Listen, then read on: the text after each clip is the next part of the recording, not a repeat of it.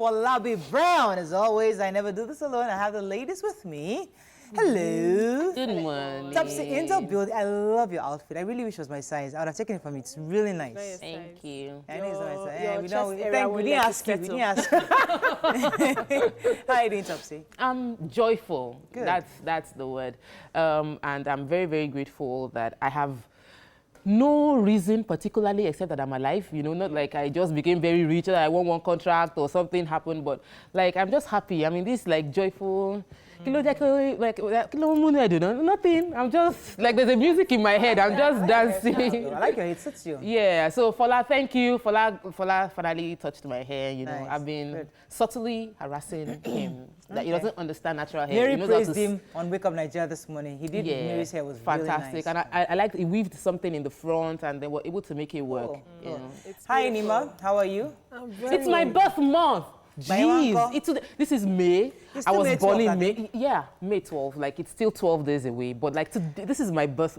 Guys. You this month. So Nima, how are you doing? Joy. Nima, how are you? I'm fine. This is your birth month. It was my best friend's birthday yesterday. Gosh, can we just say hello? So, no, we are saying hello because I have to say hello to Eniola Banjo. Besties for life. And you forgot her birthday. In fact, I forgot on the show, and I was thinking on my way home how we used to go shopping together as 18-year-olds. We used to go to Badagry, Bush Market, and all those things. I miss her. Happy birthday, darling. I called her, and she was like, okay. Mabino. I'm really upset with this coffee. It's Ramadan. It's They Ramadan. can help your few days. condition. It's coming up soon. It's in a few days, and it's a lot of work for me and reflections. I think I need to take a break, fast, and really do Ramadan. Ramadan is... It's different when you're on the show and you have to wake up and come here. So I'm So thinking... what are you saying? What are you suggesting? But you know YK is not around, Nima so will you bite cannot. you. Don't try it. Don't try yourself. I need reflections. She needs to take a break now. It's fine. There's nothing wrong in her taking a break. Exactly. Everybody needs a break. Trust Especially me. for the because it's Ramadan month, season, yeah, yeah. I understand. Even if not for the last 10 days. She's usually very tired. Like you visibly see Nima tired every Ramadan. Right. Please, Exactly. I'm like, don't ever discourage anybody from taking a break. Yeah, it's exactly. important. So- How are you doing? Congratulations. I'm doing amazing and grateful. Hello, everybody. So yesterday I was awarded the Young Leader of the Month by Goldmine's Leadership Development Initiative yesterday. So they sent me So my internet has not been working. I saw So the you did text. see it, okay. Congratulations, but I did not see what happened. I just saw people saying congratulations, but I didn't see the picture. Well, I didn't even see it. Where was this on? Instagram? Yes, it was on nice. Instagram. You are not online. This organization is in charge of trying to develop youths by doing Are a you a lot youth? of I am. Okay, yeah, that's true. Hello. not A lot of serious. outreach Once you are not 40, yeah. for development, training, trying to take them away from drugs. They do a lot of outreach in the schools, secondary schools and all of that. And I'm glad to be a part of them. They've recognized me as a youth, so let's keep working. Fantastic. Well done. So proud of that. Thank you. Thank you. Yes, Tell so us, how are you? Tell us. I'm doing Someone very accused well. me yesterday that we don't remember to ask you how you are, and I that's why always you, ask. I that's why always you ask. took Somebody it. Tell the person. I always ask. I kept saying we I'm actually do, doing but fine. it doesn't happen My yesterday. baby has a cold, catarrh. All night. He couldn't sleep. He had a blocked nose. Did you And do I'm the like- sucking thing? I'm like, I can't do suck. With all due respect, I can't suck anybody's. I never because sucked with all- I mean, anybody's. as much as Oh, I that love that drug, child, I'm like, you know what? I know your nose is blocked, Yeah, but you'll I be all right. cannot help So you what right did you now. do? So I woke my husband and said, Oga, can you suck this mucus? Hey, I suck it, please. By all means, suck it out. He sucked it at night and he sucked it this morning. And he's like, And the little boy felt really relieved, looking at me as you couldn't even suck my ass. I said, I can't suck. I'm sorry. I never tried it. Yeah, that thing. that thing- There's something they used to use in the US, like a pump, like just suck Exactly. it out. Can we use No, technology? but even that, they've criticized that one. Oh, Some really? medical experts said it causes some kind of respiratory problem later. So, truth is, I had to do it for all my neighbors' children when I was nursing them. So when my children finally came, I said, finally, I'm doing it the right way. Neighbors' children, you know, from 13, I started nursing neighbors' children. They had to. And you're sucking out the mucus? Yeah, See they're what I feel? undergraduates, and some of them That's are graduates motherhood. now. So before, actually, it's I'm a a part mother. of it. It's a part of it. it's part It of it doesn't make you a better less of a mother or mother. less of a Please. mother. But I Nobody did has it, the so courage to, but I you feel I can't, have when you can't badge. stand a child that's not sleeping well, that's really So we restless. congratulate You- Mr. Brown for. Mr. Brown is really Honestly, trying. he will survive. No, You'll be all no, right. he might. But he didn't. It's a very, and Daddy very stepped uncomfortable up. position. It's not a job for mommies Thank you, alone. Mr. Brown. It's a job for parents. Yes, so either of the parents can do it. Mr. Brown was the way. Exactly. I know what was most irritating was after he sucked it. Don't worry. You know, the thing was in his mouth. You just spit it out first before talking. Like, it's really irritating. It's for your child. So I'm speaking at Chrisland's event today. No, I'm not speaking, actually. I don't do speaking. I try not to do. I'm moderating. That's what I do best. I moderate. So that's an event at Muson Center today. So I'm excited about that. Is it about educational parenting? Yeah, Cool. so I'm really excited. I try not to speak because I think I leave the speaking again to you. All right, let's go on a break. News mention is the fact that today is Workers' Day. We have to celebrate workers across the world. The aim is to build efficient and effective service delivery to Nigerians and foreigners at large. So please, if you're a worker in the house, please clap for yourself. Everybody is a worker. Let's go on a quick break. When we come back, we'll take the top stories in the paper. Stay with us. We'll be right back.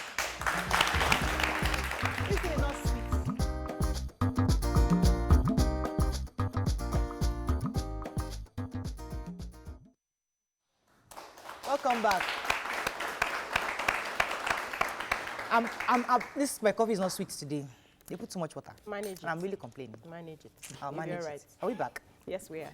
The Nigerian Tribune, our first paper, National Assembly approves 160 billion naira to pay minimum wage. Train runs into tricycle and kills 4 in Lagos. Alleged drug trafficking, federal government secures release of Zainab Aliyu from Saudi government. NLC to workers, be diligent as you await new wage. NMA raises concern over increasing number of unemployed doctors. 26 feared killed as Boko Haram attacks Adamawa village. FG states local government share 617 billion naira match allocation. And over 1,000 persons killed. It's 685 kidnapped between January and April. Lots of stories. Let's start with the enemy because it's in the, I think that's in Punch. Okay. Or, okay, we'll take it. The enemy. Let's take the enemy story. Go ahead. So the enemy, that's the Nigerian Medical Association, they've raised concern concerning the increasing number of unemployed doctors. So we have one crisis on ground, which is a lot of doctors are moving out. Many of them are retiring. However, we have a lot of doctors that are unemployed that can be put into workforce to increase efficiency within the medical sector. So he recommended something, said that we must bring all the stakeholders to look into this. It's not rocket science. Government should collate the numbers of doctors we have in service and apportion a particular number to each health facilities. Because some juicy areas that are conducive have more doctors and some areas have none. Right. So we need to have more doctors spread across. He also mentioned something that I think is very important, that a lot of doctors are retiring and there is no proper efficient structure to bring them back in. Right. And that they should democratize it. Let Lagos State be able to handle within Lagos State doctors that retire, replacing them, not having to wait for the federal government and the bureaucracy of the system. Right, let's take one more story in Tribune. Let's talk about the tricycle. What happened? So this happened in Ifakoijai. That's actually the route I take every morning coming here. There's this rail track there, and then this tricycle rider with 4 passengers decided to, while others were waiting, decided to just quickly pass because he felt, yes, he calculated that the train wouldn't get to him and he was crushed. Unfortunately for one of the passengers, that one flew out of the tricycle when he saw the train coming. He survived. He's in the hospital now. We always tell them that because when the train is coming, it starts making this sound from a distance, and then all the last mile officials there make sure that the cars are stopped to wait for this train. So it's but this guy thought he could beat it. Exactly. When I was young, we used to have like a pole. They would drop they would drop something, like a divider, a barricade that makes sure you can't pass. Right. We don't have that barricade. Let's bring the barricade back, number 1. Number 2, when you are a passenger in such vehicles, can't you just shout or stop the man? Everybody was screaming. One person ran out. Let's move on to The Nation. 8.7 trillion naira budget. Lawmakers plan 23.7 billion severance pay. Ondo police parade suspected arsonist over death of wife and family. CBN faults governor's alarm on recession. I think we mentioned it yesterday because we knew that the governor wasn't authorized to say that there's been imminent recession. So I'm happy that CBN has responded to that. Let's talk about this man that was that was paraded. Okay. So the follow-up story. Follow-up story. The man what's his name again? Adenuga. Adenuga has said that the police paraded him yesterday, and one of the reasons, he gave a reason for murdering his girlfriend's family. He said herself and her younger sister had been extorting money from him after finding out he was an ex-convict, and because of that, she broke up with him, so he decided to do. This was a very well deliberate act. What else? His wife. Yes. His wife, Ex-wife. ex-wife. That was the first one, 2003. Yes. Aborted his 4-month-old baby. Yes. And then the parents, he's been sending money to the parents. Anything they ask for, he gives to them. And his wife took away his belongings to the parents' house. One of the reasons. That was the reason, yes. Yeah. So this is clearly a mental case, someone who is disturbed. He's been an ex-convict, he's been previously married, and then this girl again. So as an ex-convict, if he was properly treated the first time, if he was maybe he wouldn't go. rehabilitated. He ran away from jail in 2013. Okay, moving on now to The Punch. NAF ignored distress call when bandits attacked my domain, says Zamfara Emir. Let's talk about the train that crushed the tricycle. Why I set my girlfriend's family ablaze, jilted lover. Follow-up story. That's still the same follow-up story. Let's say it's a story we haven't taken. Makinde writes Ajimobi accuses his appointees of reckless actions. Boko Haram kills 26 racist houses on the Dama attack. And the budget has been passed. I read that story. The governor-elect was just saying that they are commissioners through trying to give out contracts in the last minute. I think there's a pilgrims board trying to plan for events even after their own administration is over, that they should understand that he's coming in and they shouldn't mop up all the, I think they call it stabilization funds for the local government. They shouldn't mop that up because according to them, they're spending it all before he gets in. So can he just wait till he becomes the governor? Why is he, like, is it right for him to be making noise concerning them before he's there? I think he should, yes. There's a transition government. Is he involved in transition government? No, this is transition season. So you have to start to take notes now. Exactly. Yes, you enter and there'll be an empty vault. Nothing for you to do. What is your State House of Assembly doing on this issue? He's just telling them. But they should be doing something. They should. They are the ones to represent the people. Separate, they're not necessarily independent. Let's move on to Daily Sun. Alleged drug offenses. Saudi grants Buhari request on Zainab. Zainab is coming home. We're so excited about that. Black Day in Lagos and Adamawa, we mentioned that already. Kidnapper of UBEC chairman daughter nabbed. Amede, Saraki Kalu, other salute workers. So let's talk about Zainab for a second. Zainab, quickly. I'd like to say she's been released, but let me break down how this was possible. Yeah. So the Nigerian government on our side were able to uncover the cartel behind those who plant this drug. Another thing that works very well for her was that they just attached another luggage to her. Small luggage. So it wasn't hers at all. It wasn't hers at all a slip from the beginning. But we need our government to do more. On our aviation side, more security. This is beyond just cameras. So we should do more to check this kind of excesses on the part of the cartel. And it was the permanent secretary for Foreign Affairs spoke up concerning what they've been doing. And because we tend to just say Foreign Affairs Ministry are not being seen to be working. So I'm happy that this entire process was facilitated by the Foreign Affairs Ministry. And there were actually two of them, Zainab and another gentleman, Abubakar Suleiman. So he, unfortunately, they had, by the time they got to his prison, they had closed at the time, so he couldn't have access. Hopefully, he should be released today. I wanted to take there's a bottom strip story. Oh, the UBEC. Yes, so the UBEC chairman's kidnappers were, one of them was arrested. That is according to this PRO for the Nigerian police, Mr. Mba. He said that they've arrested one of them and they recovered a particular weapon from them, and they are on the trail of the others who are at large. And the father and the daughter have been released as well, but they paid the ransom of 10 million. They're suspecting that's the story in the Sun. Okay. The person was saying that, I cannot mention it, I'm not sure, but 10 million was paid. Okay, final paper, I think Daily Trust. Why Zainab was freed by Saudi authorities. Bread price may rise by 10%. Kilo day. In fact, who took that story? I took it. Please tell us what happened. Bread decay. So, they've complained that since when they had the exchange rate, when it was when it was 500, bread price was the same. Now it's reduced to 360, and the flour prices, the millers are still not reducing the amounts for the flour. So most bakeries are closing because of that, and they are appealing to the federal government to beg these millers, because if this flour does not reduce... so what they would have to increase the price. So they are trying to pressure the flour people to reduce their price. Please, reduce your... And we have all the things we need to bread is what my children, they eat bread Monday, Tuesday, Wednesday, every day. my kids, she could tell you, Every- we feed it one loaf. They will I feed buy 4 loaves at least every 2 days. 4. Please, 10% I'm is a actually lot of watching money. that with. Let's go on a break. They don't eat bread. When we come back, we have a lineup of hot topics. But first, we'll talk to Tams. Stay with us. We'll be right back. BC bought bread.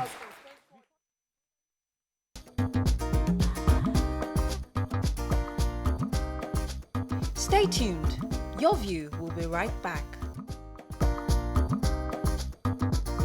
Welcome back to Your View.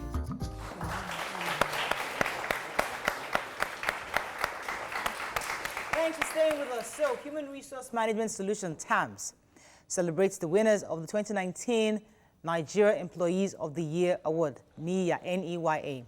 Today on the show, we have the chairperson, TAMS Summit and NEYA Awards, the CEO, White Teclon. Is that correct? White Cleon. White Cleon. Nereti Oyeni Adebayo. Also here is the convener, TAMS Summit, and NEYA Awards CEO, SB Telecoms and Devices, Afolabi Abiodun. And the first place winner, NEYA Retail Operations Manager, House of Tara International, Raliat Abe. Welcome to the show. So Raliat is in the audience, so we'll talk to you a bit later. But let's come to our guest here. TAMS, 2019, you have winners. Tell us exactly about how you came about with this winner this year. Good to see you again, and Yes. it's an honor to be on the set with you and your team. You guys are doing a fantastic Thank job. you very much. Yes, last year when we came, it was TAMS Ambassador, and TAMS Ambassador was just for customers on TAMS platform. This year, we felt it should be a lot more than just TAMS and customers. It's about productivity. It's about getting the best out of human resources. They do the hard work, and they deserve to be celebrated. Right. So what we did this year is to open up our portal, reach out to more organizations. Can we have the stars amongst you? Let's bring them, let's show them to the world, let them be appreciated and celebrated. So we have about 1,000+ organizations nationwide participated in the Nigerian Employee of the Year awards. And we have in the audience the 20 nominees that was voted for by Nigerians, over 500,000 votes nationwide, to get to the finalists that we have here today. Right, fantastic. Yes. How did you, what's the idea behind this award? How did you conceive the idea behind the award, and what's the reason for it? That's a good question. I've been an employee all my life. My employee journey started on the streets of Oduntan Street. I used to retail recharge card, and I make phone calls. And I understand what it takes to put in all your effort to get the work done. So that consciousness of productivity is something I take very seriously. So if you look at the attention of, for us as Nigerians, attention is mostly on celebrities and all of that. But the people doing the hard work, people behind the set, waking up very early in the morning, they are not appreciated. Well, they are appreciated, yes, by their organizations, but let's also make stars out of them. Right. So that informed... Let's come to the chairperson, because I know you are the chairperson of the summit coming up. What would you say is the significance of the summit vis-a-vis the productivity of the workplace? Anyway, thank you for having me here, and happy Workers' Day. It's such very significant to be here on a day that workers are being celebrated. Right. Let me congratulate Falabi. He's been fantastic. This social impact initiative is what we've been preaching over the years. Right. To be able to appreciate our employees everywhere, because we believe they are the asset in every organization, and a lot of premium has to be placed on them. Now, the significance of the TAMS Summit shows that we have to begin to entrench rewards and recognition in the workplace. It's highly important. And the significance of this summit for this year is actually to highlight those high performers in the organization. And it is to the benefit of our organizations that a system that rewards and recognizes employees is instituted in every organization. So for me, it's a fantastic idea, and I think it has to, it has to continue. Hold on, hold I'd like to come back to Mr. Folabi. For those who are watching for the first time, I know this is not the first year for TAMS. Take us through the journey, the number of years, and the number of awards that you've given. Yeah, this is going to be the 4th edition. And like I said, when we started, it was just for few customers using the TAMS platform. This year, we said it should be different. It shouldn't just be about TAMS customers alone, and we should expand it beyond just Lagos and the customers we have.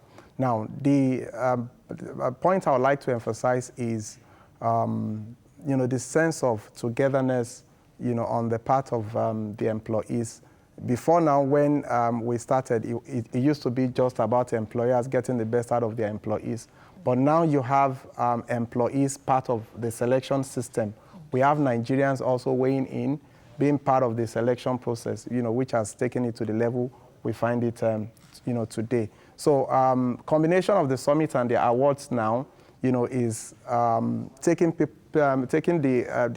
nation through how we came about the nominees that we have and the nominees that will be presented at the summit and celebrated. Okay, so I want to ask the winner a question. And the reason, because I was aware of the voting process, because Tara was sending messages that vote, let our employee get to be the winner and benefit. The gift was, I think, the gift is a trip to Dubai. So what I want to ask you is to help educate all the workers at home that what did you do differently? How did you emerge within your organization as the worker of the year? Go ahead. Okay, so I have worked in House of Star for 9 years. I came in as an intern. Then I became like a makeup artist, just doing basic makeup artistry. But over the years, I have grown. Now I'm the retail operations manager. So I don't really just do makeup. I lead a team of makeup artists and the retail stores around the nation. So, and I think the emphasis mainly is on my brand, House of Tara. They train us a lot. We do a lot of empowerment trainings and all for our employees to get them to be their best. So probably I was hungry to do things, and I found a good platform that was enabling for me to be able to emerge as the employee of the year. So, yeah, go ahead. She talked about an enabling workplace for her to grow. How much is TAMS doing to encourage their partners to create that enabling environment within workplaces? Okay, so like I said, what we did this year that is different. Before now, TAMS has its own set of metrics, which has been the basis of selection. But organizations have their own unique peculiarity. So what we said this year is, you obviously have your metrics you're using, how you appreciate your people. Now, these are the 360-degree metrics used by HR generally. You guys can also use this if you want to. But look at it in the context of your job. Let's have these metrics as a basis of selection. When you have them, now we can now bring all of this to the portal, open it to the general public for voting. But the point of emphasis, which the chairperson emphasized, is the fact that to get if you want to get high return on investment, you have to invest in people. Now, if we have our change agents, now because that's what we call them, the top 20s that we have today and all those that participated, they are change agents. They are going back with an experience to their team that you also can be appreciated. If you are putting in your best to work, you're not only developing the organization, you're also individually developing yourself. And before we know it, if we can start with 20, we're moving to 1,000, and you would have that spiral effect. The spiral effect, and Nigeria as a country can get to the level we want it to be. So my question is to you, Ma. We are in a world now where artificial intelligence will likely take over, like such as robotics, and in some other countries, they are already taking over in their workplace. So what's your assessment of how Nigerians are ready? Is the workforce here ready for this artificial intelligence? Or would you sack all the workers to go home and get rid of robots? is that the future? No, we won't do that. Honestly, I think we're not ready. I'll take it from that perspective. However, we have seen a lot of Fortune 500 companies who have offices in Nigeria are ready. They're already doing a lot of work in terms of innovative ideas. And a lot of the big corporations in Nigeria are already taking those baby steps that are needed to enhance better innovation. However, I think the key problem from this perspective is that we have a huge structured unemployment in the country. And that meaning that we educate our people for, for the future that would not need the skill they are being educated for. So there's a huge mismatch, a huge disparity in the knowledge that is needed now and the future and what is being taught in our universities. So those are structural issues that we need to begin to look at in the country, because our educational curriculum should actually move with time. It should move with innovation. And we're not seeing, we're not seeing a lot of that. It's something that we talk about all the time. It's painful, but hopefully we get there. Well, well done. Let me just take a final question to our the winner. So where are you off to? What's the gift? What did you get for being the winner this time around? What did you get? So I have a trip to Dubai. Wow. Please clap for time. Is it, did they give you spending money or they just took you to Dubai? To just enter Dubai and nothing to spend? Okay, so they are vouchers. They are shopping vouchers and other things. Wow. And you had fun. Yes. So we have to round up, but let those who are the finalists stand up for recognition so viewers know that that these actually is possible for them. So please rise for recognition. Wow, congratulations. Thanks so much to STAMS for these amazing workers, and we hope that more workers will take after them and see that can take a leaf from their own achievements on this. Thank you very much, Abiodun. Thank you very much for coming. Thank you for having us. Happy Workers' Day. Happy Workers' Day. So let's go on a break. When we come back, we are not leaving this matter of Nigerian medical doctors and the diaspora and the whole works. We started it 2 days ago, and we're continuing again today because doctors in Nigeria must stay. Yes, you don't want them to go. Stay with us. We'll be right back.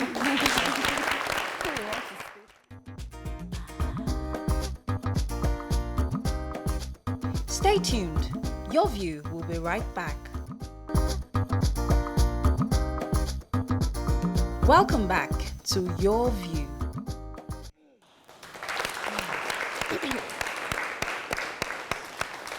So, thanks for staying with us. Joining us again now is a consultant obstetrician and gynecologist, Dr. Omowumi Braithwaite.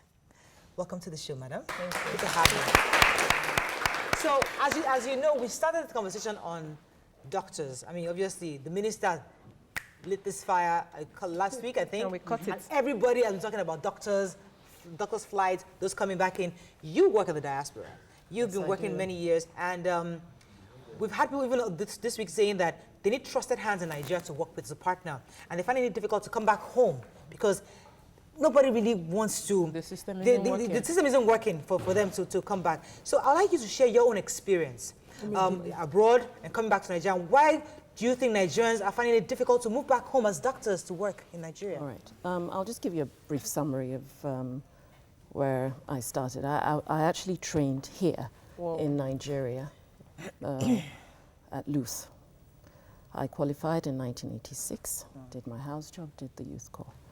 And the aim of going abroad, which was what everybody in my year and doctors generally, was to go abroad and specialize and come back. So much so that most of the doctors who actually went to England, and I'm assuming America, like I went to England, didn't even take out we didn't go on the pension scheme. We didn't invest in mortgages because we felt we're going back home. Yeah. But obviously over the years, it was getting increasingly difficult to come back home. The other thing I wanted to highlight is that when we were training as doctors, we had no problems whatsoever transitioning to a system abroad because we were so well trained. And we all did well. I mean, now Nigerians are consultants all over the world. We're being headhunted. And if I can just draw your attention to a story, I think it was last year on CNN, Dr. Olutoye, I think it was the guy who operated twice on a pregnant woman. He trained in Ife. So this was the quality of our training. Now, before I answer the question about why we're not coming back, I'm just going to highlight some statistics which are out there in the public domain, and I've actually read up on some of them. Now, I want you all to listen carefully. 145 women of childbearing age die every day in Nigeria. Now, imagine a domestic flight taking off and crashing every single day. Those are the numbers. We have 2,300 children under the age of 5 dying every day. As we sit here, yes, we're looking at 95 babies, children, dying every hour. 1.5 babies dying every single In second. Nigeria? In Nigeria. In Nigeria. I'm not talking about the world. I'm talking about here in Nigeria. Now, why is this happening? We've got brains, we've got the volume, and I remembered while you were reading about the news, you mentioned the fact that we've got doctors, they've got nowhere to go. And I think it was, I don't know, Zamfara talking about the 200 hospitals and 24 doctors. We all know the statistics, we know the recommendations from around the world. Now, in 2001, at the African Union meeting here in Nigeria, we pledged 15% of the budget towards the healthcare sector. To date, thank you, we're only doing 5%. Now, most doctors, we're doctors. We're not administrators, we're not politicians, nothing. But if I was now to come back and decide I want to work in a government hospital, okay? I have no light, no water, no this, no that, no, you know, and my patients are dying before my very eyes. I will not last because I will have depression and I will not be able to get the incentive. You've highlighted quite a few things because I don't want our audience to get lost. First, you talked about competence issues, the fact that the brains we have now are different from what was those that were trained back then. So there's an issue of, do we have qualified, competent doctors today? There's also an issue of, do we have the right amenities for you to even come back? Because you're still having to do much more than being a doctor, providing all the extra amenities to help to do your job. Now, we understand the issues. You can't preach Christianity to the Pope, or how do they say it? We understand the issues, right? But what can we do? What can we do to make you comfortable coming home? What do you need? What the Nigerian government to do for you so you can move back home?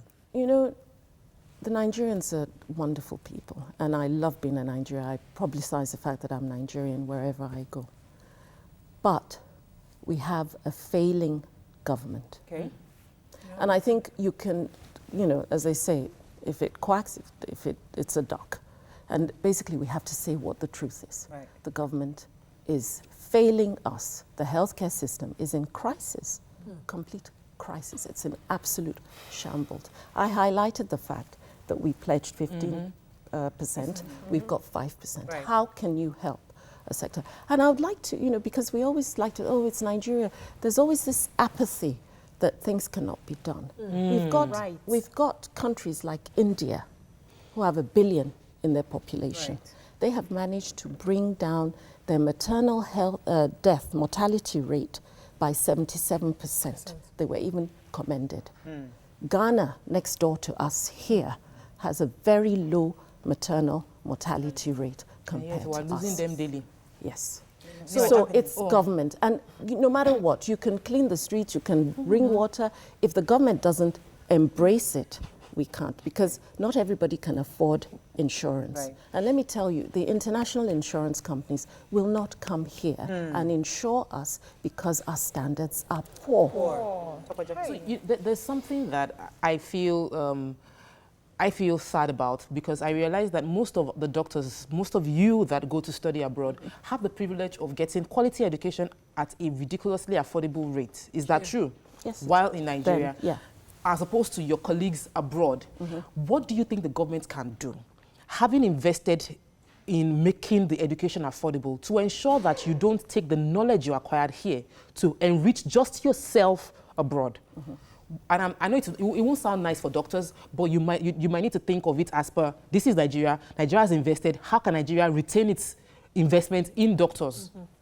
Well, you know, I can't move away from the fact that the government needs to get its head out and start, I don't want to use choice words, and start really looking after we vote them in. They're supposed to take care of us.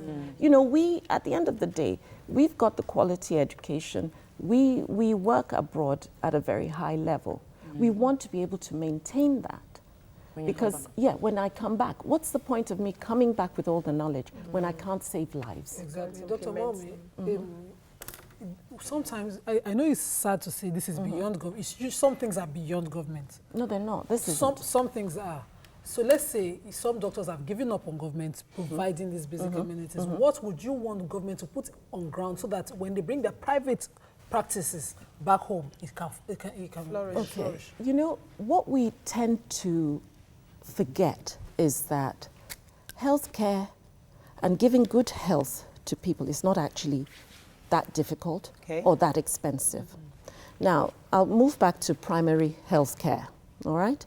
And I remember the late Professor Olikoye, Ransom Kuti. I remember we would go on a bus to a place called Pakpanlantu. We were medical students there. And what we were giving was healthcare advice, vaccination to the community. This is what you call primary health care. If people have good nutrition, basic vaccinations, very few will get sick. Exactly. Very few will get sick. Right. Even in my speciality, obs and gynae, 70% of women with good health will deliver there. In England, they deliver at home, where they have access. So we need to go down before we can build up. Gotcha. Yes. Let's go on a quick break. When we come back, we'll take some tweets and calls. Stay with us. We'll be right back.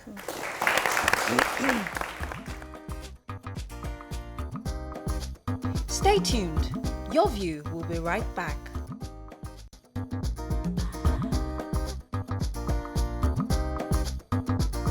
Welcome back to Your View.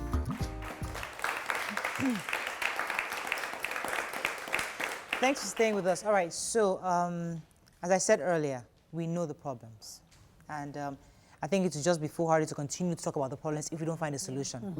What we Nigerians would like to see from your part, doctors in the diaspora, is where all of you come together under a platform, pool funds from where you can together. Imagine you and maybe 100 doctors coming together from all over the US, all over the UK, saying, no, we're under this body, pulling X amount of funds together, then investing, maybe building a radiology center in Nigeria or building a healthcare center, because we see the Indians come to Nigeria, build all these labs, and everybody's flocking there, and they're making a killing. So we're thinking that if we have experts abroad, you're in the diaspora, can't you come together, pull funds from different international bodies, and build something that is affordable, so that Nigerian hospitals see and then realize, wow, that is functional. Maybe we can do ours that way. Yes and no. Okay. Now, generally, doctors are not, we're not administrators. Okay. Thank you. We're not business people. Right. What we know what to do is to go into a building, into a system, and look after children. And I think often this is where we fail, even here within the healthcare sector in Nigeria, because you'll find that the doctor opens a clinic, hospital, and it's a one-man show. Right. She's checking on the generator, she's checking on the food, she's checking on this. This won't work, and that's why a lot of them fail or the standards fall. She should concentrate. Now, I don't think, you see, you're putting the burden of us improving the healthcare system on the doctors. And I'm sorry to say, it's not, how many doctors are you going to get to rally around? How long are you going to get the funds to keep going? You might build a razzmatazz, whatever unit, and then what happens 5 years down the line, 6 years down the line? There has to be constant, more than that. Budget. The other thing, please, that I wanted to highlight is that you build one center. How many lives does it touch? Right. You were talking about people not wanting to go out into the rural areas. And that's where the mortality, the morbidity is the highest. If we're going to touch healthcare, let's do it as a nation. Fantastic. Okay. What I heard you say earlier was the fact that we should be treating this issue from the root, the root cause. And we need an environment where we have good nutrition, there's cleanliness, you know, good vaccination, which will reduce the amount of people that actually will need medical care at the end of the day. Exactly. But we live in a society that we are poor, and that's the truth. A lot of people in the rural areas find it difficult to even feed. So how do you have good health when you can barely feed? So where do we go from there? You know, we are poor and we're not poor. You talk about people living in the rural areas and they can't feed themselves. What they need to do is have a garden, a vegetable patch at the back of their home. That's true. It'll cost them nothing. The land here is fertile. Okay. The rain falls. We have no natural disaster. We're actually truly blessed in this country. And a lot of them can You just eat make excuses from the later. farming. Yes, we do. We're very good at doing that. Okay? And I use the example of Professor Ransom Kuti where, you know, as medical students and stuff, we can actually go out into the community, have a healthcare center, vaccinate these children, have education to the mothers, whether it's through family planning, what they have to eat, how they cook their food. And you start to prevent a lot of communicable diseases, childhood diseases, and the statistics will fall, even without having to go to any fancy built-up place. Let's talk about human capacity building, because all that you've said, I grew up seeing. We have deliberate vaccination of children, and government aids this a lot. In fact, the best way to go about it is to go through public health care. We have encouragement for nutrition. I remember there was a campaign at the time on the amount of diet or food balance that you have to give to your child per day growing up. I don't know how this stopped. And then within the primary health care centers, when you go for immunization part time, before your child is over a year, they will teach you how to go about that, making a balanced diet from basic, the cheapest available things. And they used to make it together and serve the mothers. So why did this stop? Is it that government has deliberately stopped building human capacity or encouraging that, you know, that they manage the few resources that are available within these healthcare centers? Please permit me to come because it's linked to my question. I feel strongly that Nigerians are Nigerian problems, you know, and I know that you want to put the blame. There are places where the leadership could solve, but we have our citizens causing undue hardship for ourselves. So you know that you can, there's gloves, but you will tell the patient's parents to go and buy gloves, but you have. So we now find a case where you know you can educate people, but you say you're tired, you just cross your leg and sit down. So beyond blaming the government on what to do, how about we have the support of Diaspora to engage directly with the healthcare professionals we have around, to motivate and encourage and train them to do the right things, boycotting what the government will be requiring from us, from you people in Diaspora anyway. Yes, we can do that. And I think that is not a problem. We all want to give back. If you talk to the average doctor abroad, they will tell you they want to come home. Some have even tried to come. I think Yenny was talking about her cousin who came, and within a month she was out of the country because she couldn't cope, or he or she. No, I'm not. But I've been here now for the last 5 weeks, and I do come home, not often enough, but I want to come home, you know. But at my age and the level that I've been, it's very difficult for me. It's not even about being sure, but you need to be able to come to a certain standard. But going back to how we can help ourselves, this thought just flashed into my head. And we've got a lot of graduates, we've got a lot of unemployed people. Some of these people can actually even be brought into the healthcare, can be trained at a level where we can do common things. We don't need a lot of funding, we don't need razzmatazz to bring good health care to the population at large. But I'm sorry, you know, there's only so much that goodwill can do. There's only so much that funding, individual funding can do. And I'm sorry, you have to hold the government to task. Yes, We pledged 15%, Right. we're We have giving just 5%. 5%. Even if It you give has the to be 15%. every The Nigerian it has to be factor given right. will pocket some of them. Human factor. Yeah, but you see, this is Nigerian this is the thing. Oh, the Nigerian. But yet, in other industries, we're doing well. You know, we're well known for it abroad. We Dr. Braithwaite, export a lot of unfortunately, things. I Yes, feel bad that we have to round up this conversation. Yes. It's just that we're going to keep at it because we need You to have continue to to. engage those of you in the That is so diaspora important. and try to see if we can prefer solutions to get you So what I've heard you say is that we're doctors, you're doctors, you're not interested in administrative issues. not your If job. philanthropists can come together, bring funds together, pull funds, even the government can pull funds together, you know, create that enabling environment, all of you can come together and do what you do best. But the idea of building hospitals, providing facilities, that's not your That's not job. your job. You come in at the end, bit. So To save lives. Nutrition will prevent a And lot of she sickness. talked about starting from the primary healthcare, nutrition, vaccination, lives. Yes. and cleanliness. all right, that's all we can take. Thank you Thank so you much. so We hope much. to have you Thank back you. whenever you come back to Nigeria. Thank you so much. All right, we're going to break. When we come back, another pressing issue. Do you have lights? No. Stay with us. lights. We'll be right back.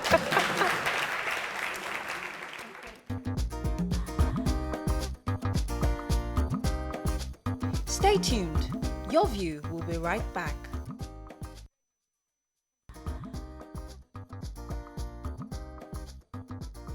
Welcome back to Your View.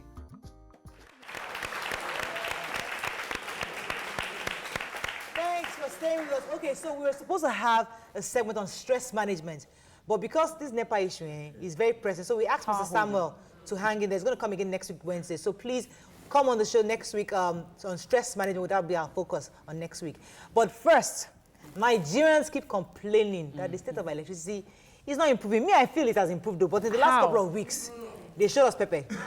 They talk about megawatt drops, the energy thefts, mega bypass, the scarcity of prepaid meters, the whole works. Our guest today will be shedding more light on the solutions. Join us is the Executive Director, Association of Nigeria Electricity Distributors. That's the Bobo Discoso. Chief Sunday Oduntan. Welcome to the show. So, really and truly, the ladies of Your View, we talk about power issues all the time. So I would actually like to start with the audience on this show, this because they are the people. They are the ones experiencing it. They are the ones having issues. So I will get a few questions from the audience first before we now go to what the real other issues are. So let me go to the audience. Let me take one or two comments. Go ahead, Mr. Daniel. My name, I want to lay a complaint because even before the megawatts drop, it was a problem in our area. At times, 2 days, 3 days, we don't have light. Which area? Sleeping at night is very tormenting. In this heat. Mention the area. Which area? Which area? Ikeja. Ikeja. I stay off Awolowo way, Ikeja. Okay. It's tormenting. At times, 5 days, 1 week, I begin to wonder. Okay, 1 second. Let's take another comment. Yes. Who else has experience for distributing companies? I don't want to say NEPA. Discos. Go ahead. For me, the NEPA in my area, we have lights like almost 247. But the bill is really outrageous. The bill has to be reduced. Like sometimes 15,000 naira, 25,000 naira. Yes. Which area? Akute area. Wow. I'm moving there. But the bill is really, really outrageous. Okay. Let me take one more comment. One more comment from the audience. I'm sorry. I live at Akute. Inside Martin's estate. We don't have like, we always have like 1 day on, 1 day off. And it's just 5 hours. I don't know where in Akute she lives, you know. It's terrible. Very terrible. The distribution link is worse there. Yeah. It's bad. I can't even see. Okay, thank you very much for the comments. Let's calm down. Let's let our guests respond. So we had Ikeja off Awolowo way. You had two sides of Akute. One had light, one no had light. Yeah. So, thank you very much.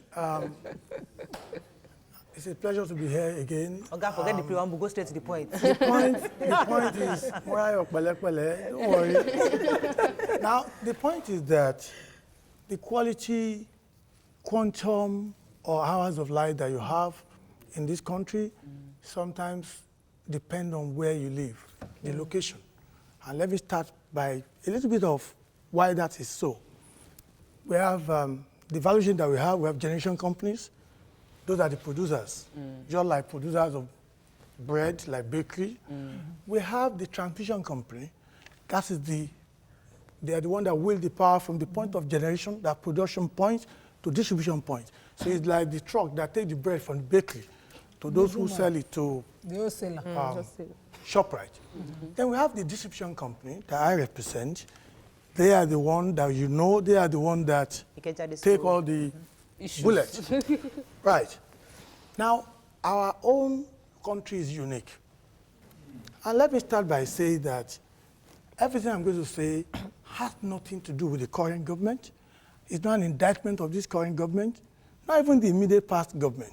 It's an indictment on all of us as a country because we have failed since 1960 to date. So when you fail to do something in 1970, for instance, it will now catch up with you by year 2000. By 2018, it's going to be worse. Okay. So this current government, let me start, have done so much, but the problem is so much. The TCN, which is the transmission in the middle, the way they designed the Nigerian one, which is very ridiculous, it is radial, and I will explain what I mean. It goes towards one direction. What that means is that when it's going towards one direction, should there be a problem this side or that side, it can't solve it. There's supposed to be a loop. I lived in the United Kingdom for 26 years, and I know for a fact in that sector where I have experience that there should be a loop. The transmission company of Nigeria that we have, that this current government inherited, they are trying to fix it now, goes like that. It's radial. That's one. Number two, the infrastructure is dilapidated. In the past 65 years, we have not done much. Between 1989 and 1999, Nigeria was ruled by 4 different people: General Babangida, Chief Shoneko, General Abacha, General Absalam Abubakar. In those 10-year period, they had a lot of money voted in their budget every year for power. Not a single power plant was built.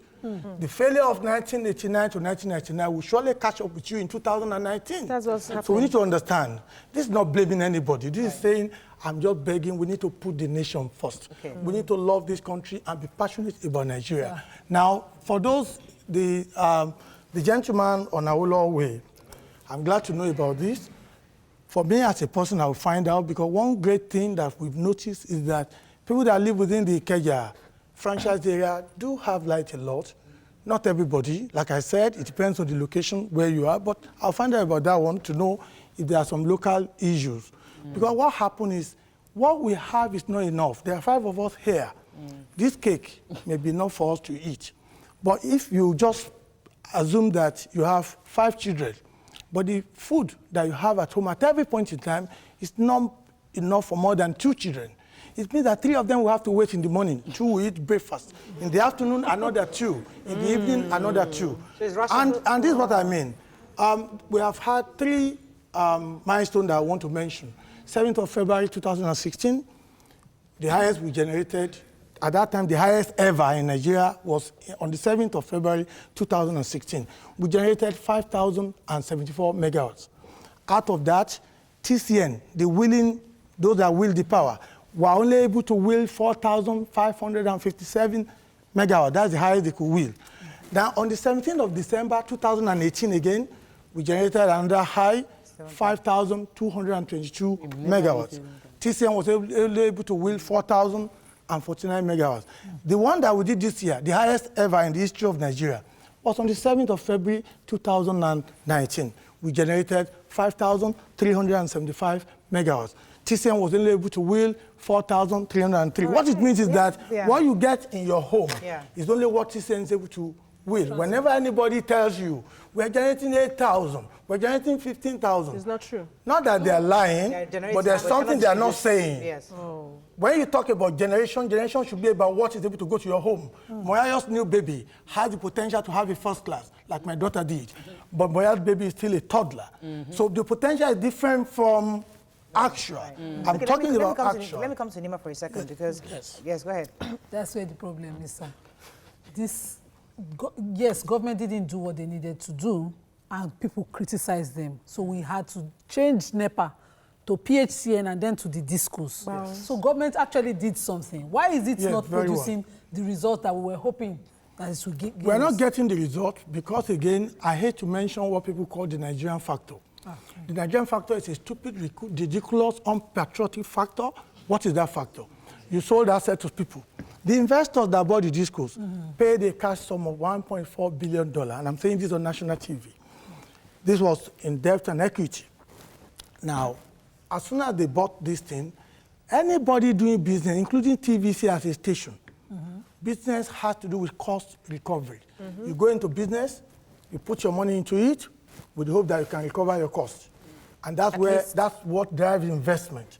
Okay? The major problem was that as soon as this was done by the previous government, everything that was agreed to be done was curtailed by that government. Allegedly because the then president was hoping to get re-elected, so he didn't want to tell Nigerians the truth. What is the truth? The truth is that whether you're selling bread, akara, or electricity, there's a cost of production. Let's be real now. Like that madam who said, we have light 24/7, but the bill is too high. When you have light, you must have to pay. Your bill has to go up. So we must all agree that there's a need for all of us to know the landing cost of electricity, the cost of production, that will now, okay, like an average, as distributors, the cost of electricity to us today, an average, national average, about 88 kobo per kilo hour. What we are selling it for, an average, is 31.56 kobo. Think about it. Who is subsidizing? Buying at nobody. So buying at 80, yes, that's what I'm saying. What I said this in the last program. Since. Please go online and check. And once you're selling a product at a loss, you're buying bread from the bakery at 18 naira. But the agreement was they will scale up the prices. They never did. No, they never did. I'll tell you that one. You see, that's why I said Nigerian factor, what they call Nigerian pastor, can be like a mago per factor. Because what I'm saying is that if the cost is 18 naira and you can work it out, then the selling price should not be less than 18 naira. But they said that they cannot shoot it up because it will be inconvenient for Nigerians. So they will increase it over a period of time. And when you do the increase, Minister Fashola saying that they would scale it up. Okay, I'll give you an example. Part of what the law says, because this is a heavily regulated industry, the law is that once you give out the tariff, that this is how much you'll be selling, the retail tariff cost. Now, there should be what we call 6 monthly review, tariff review that should take place. Since 2015, none of that has taken place. You know what that means? If you look at the inflation is up to 17% now. What was assumed in that tariff was 9%. So they used 9% as a basis to compute the tariff. Not only on inflation, forex is about 360 naira to $1 now. In that tariff, it was 190 naira to $1. When you look at all of these indications, this goes at the layman right now does not understand all of these percents. Yes. They want to see power. Yes. And the last time you were on this set, that was last year, you promised that the prepaid meters would have been ready and people would be able to get. We're still waiting for the prepaid meters. All over the states, we've had protests of estimated billing. People are complaining, they take off their light, and what do we do in the interim before the prepaid meters arrive? Is there a way that that estimated billing can be looked into properly? Because people are suffering. Well, thank God, today's date is the 1st of May, and I must say, federal government did something very commendable. The current government, they brought in a method that will enable us to meter Nigerians en masse. It is called MAP, Meter Asset Providers. Officially, MAP takes off today, officially. But the operators still have some issues that they're dealing with, but definitely we're going to get there. This is number one. The issue of metering, of course, meter is an instrument of measurement. It is better for people to be able to measure what they consume. So that there will not be argument as to. So estimated billing does not do us any good. Neither does it do the customers any good. So the map is in now. We're hoping that that will shoot up because we have many, the local meter manufacturers and many other. Okay, let me pause you for a second because it's important that we communicate. Because a lot of grammar has been spoken. And that was what she was trying to make us understand that some people might not understand. Let me try to reiterate. Because the truth is that if you do not understand, we'll continue to complain. what he has said two very important things here. And you must understand the history of that transmission company. So you can, if you like, generate 10,000 megawatts, or was it megawatts? Yes. If you generate 10,000, if your transmission can only transmit 5,000, that's what you're doing. That's all you're going to transmit. So you don't have the capacity to transmit the entire 10. So if you like, generate it, that transmission can only take 5,000. That 5,000 said, when it now reaches to discos, discos too, I don't even know if they have the capacity to distribute that 5,000. I'll tell you what the capacity of the discos. What's the The discos that are this morning have the capacity to distribute 6,288 So they're not megawatts. getting So if you enough. do 7,000, Okay. they can't distribute Very it. good. But they're not getting enough. Okay, so we're now saying, so we now see the transmission from generation, transmitting, and discos. So discos are saying us as this one that they can distribute 7,000. Fine. But we don't know what is being generated, which is what they're trying to make us understand. So when the power doesn't get to you, it's because you're not getting enough to be distributed. Yeah. That's number one. So the neighborhoods, as I said, some you share here, some you have to actually ration it so everybody gets around. The second thing I think he has said, map. What they saw, what NEC saw, was that as a government, it's difficult for us to get to everybody. So what they now said, private people that you have money, come to us. We will list it out to you so that you can help us distribute, private partners. Yes. So that's the MAPs. Yes. So those partners have come to NEC and said, okay, let me distribute X amount of millions or X amount of thousands to my own, to a certain neighborhood. So now this map is going to be going out today, for today. So each of them will now be the one distributing. Now my question to you, sir, is it free or we have to pay for it? It's not free. It's not free. It's not free. It's not free. For the business. Let me go on a break. When we come back, we'll continue this conversation. Stay with us, we'll be right back.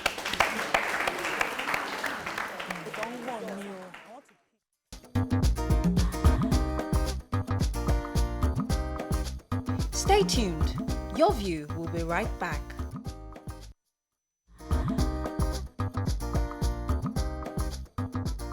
Welcome back to Your View. So, thanks for staying with us. Let's talk about the cost very quickly before we go to the audience. Yes. 3-phase meter is 67,000 naira. 67? 67,000 naira for 3-phase meter. For a single-phase meter, that's 37,000 naira. This is fixed by our regulator, and I can confirm that even that price is more or less subsidized because the actual cost can be more than that. But when you produce MRs, for the price or the cost come down. But I'm aware that they'll give it back because it's supposed to be free. You're getting it back in units when you buy your card units. No, that was capping. That was another program entirely that was stopped by the current government. So there's a school of thought that says energy is expensive and not everybody can have it. Yeah. And based on what you have said now, the issue of trying to make it affordable has made it impossible for everybody to get it. There's also speculation that some people get more power based on their ability to pay. Is that true? Are there some areas that they give them more power because this is what these people always pay? There's no energy tax there, and they give them power. Is that true? Well, so you give VGC more light because don't you give a Alakpere because you just mentioned something very important. Our major crisis in this country today is energy theft. Energy theft. So if in Morayo Street, they always steal energy, I would rather not take my electricity to that street.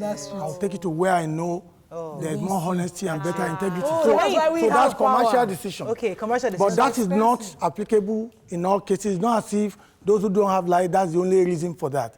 It may have to do with their infrastructure or the location where they're. I told you about radio. Include things like bypass. Yes. So in areas that they do frequent bypass. They do it a lot.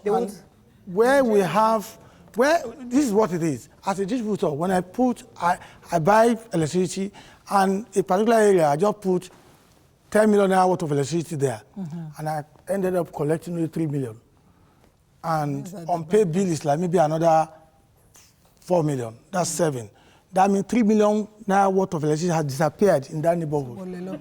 Illegal connection, theft, and so. That's very rampant. Unfortunately, there's a culture of stealing here. Yes. Okay, let me come to our audience. Go ahead, please.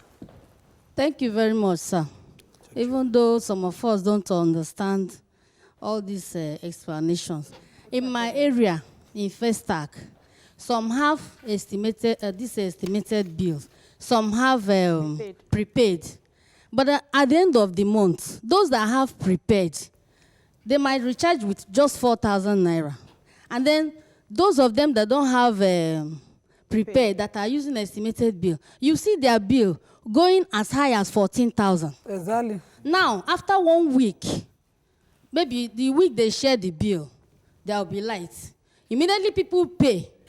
They disconnect everybody. Yes. And I want to know why is it that we are using the same light, but estimated bill we use just 4,000. Some of them don't even use up to 4,000. And then those that are using this estimated bill will be having 14,000. All right, thank you very much. Thank you. Madam, two things I will say about that. Number one is that the reason why we at Disco insist that we should have meters. Metering is important so that people can have something to measure what they use.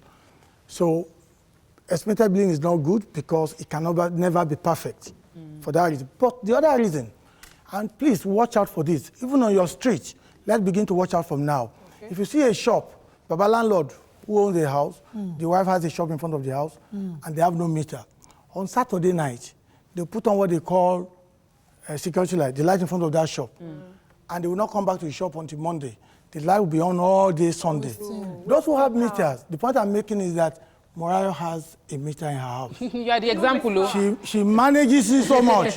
She won't allow her kids to just put on the light upstairs while they are downstairs watching TV. Monitoring spirit. So you see those who have prepaid meter in your area managing energy. Better. Those who don't have prepaid meter, you put it on anyhow. That's the issue. Okay, let me take one more question. I'll come to tweets. Yes, go ahead. Who has the mic? Go ahead. Good morning to you, sir. My name is Hugo Matthew. NEPA of 18 has been a major issue confronting people of Nigeria, and it's become an alarming issue. Now, you said earlier on that the thing there that the first government have failed, like the past government have failed.